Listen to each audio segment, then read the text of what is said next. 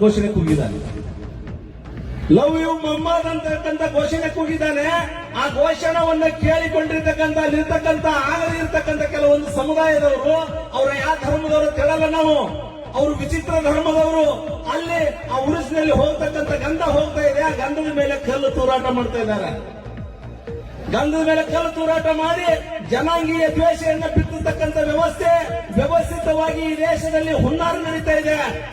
ಆ ಕಾರಣಕ್ಕಾಗಿ ನನ್ನ ಇಸ್ಲಾಂ ಬಂಧುಗಳು ನೀವು ಅರ್ಥ ಮಾಡ್ಕೋಬೇಕು, ನೀವು ಜಾಗೃತರಾಗಬೇಕು, ನಾವು ಕೂಡ ಜಾಗೃತರಾಗಬೇಕು.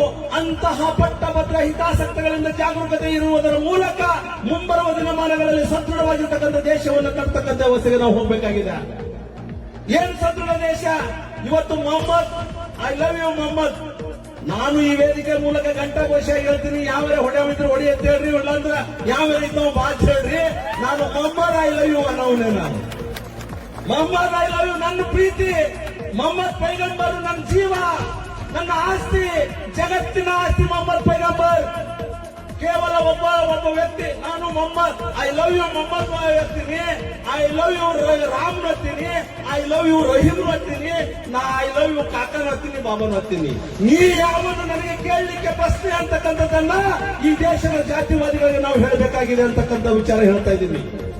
ಹಾಗಾಗಿ ನಾನು ಎಲ್ಲ ಸರ್ವರನ್ನ ಒಳಗೊಂಡು, ನಾನು ಊಟ ಮಾಡ್ತಕ್ಕಂಥದ್ದು ನನ್ನ ಹಕ್ಕು, ನಾನು ಬಟ್ಟೆ ಉಡ್ತಕ್ಕಂಥದ್ದು ನನ್ನ ಹಕ್ಕು, ನನ್ನ ಗಡ್ಡ ಬಿಡ್ತಕ್ಕಂಥದ್ದು ನನ್ನ ಹಕ್ಕು, ನನ್ನ ಟೋಪಿ ಬಿಡ್ತಕ್ಕಂಥದ್ದು ನನ್ನ ಹಕ್ಕು, ಅದು ನನ್ನ ಧರ್ಮ.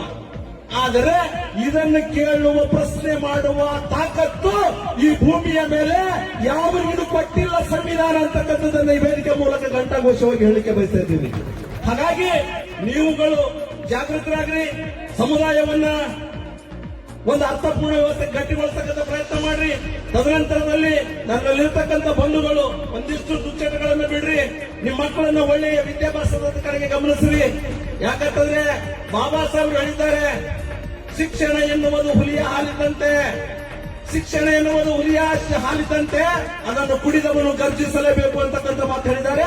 ಹಾಗಾಗಿ ನಿಮ್ಮ ಮನೆಯ ಮಕ್ಕಳಿಗೆ ಉತ್ತಮ ಶಿಕ್ಷಣ ಕೊಡುವುದರ ಮೂಲಕ ಇಲ್ಲಿ ನಮಗೆ ಆಗ್ತಕ್ಕಂಥ ಅನ್ಯಾಯಗಳ ವಿರುದ್ಧ, ದೌರ್ಜನ್ಯಗಳ ವಿರುದ್ಧ ನಾವು ಸೆರೆ ಮಾಡಿರ್ತಕ್ಕಂಥ ವ್ಯವಸ್ಥೆ ನಿಲ್ಲೋಣ ಅಂತಕ್ಕಂಥ ಮಾತನ್ನ ಈ ಸಂದರ್ಭದಲ್ಲಿ ಹೇಳ್ತಾ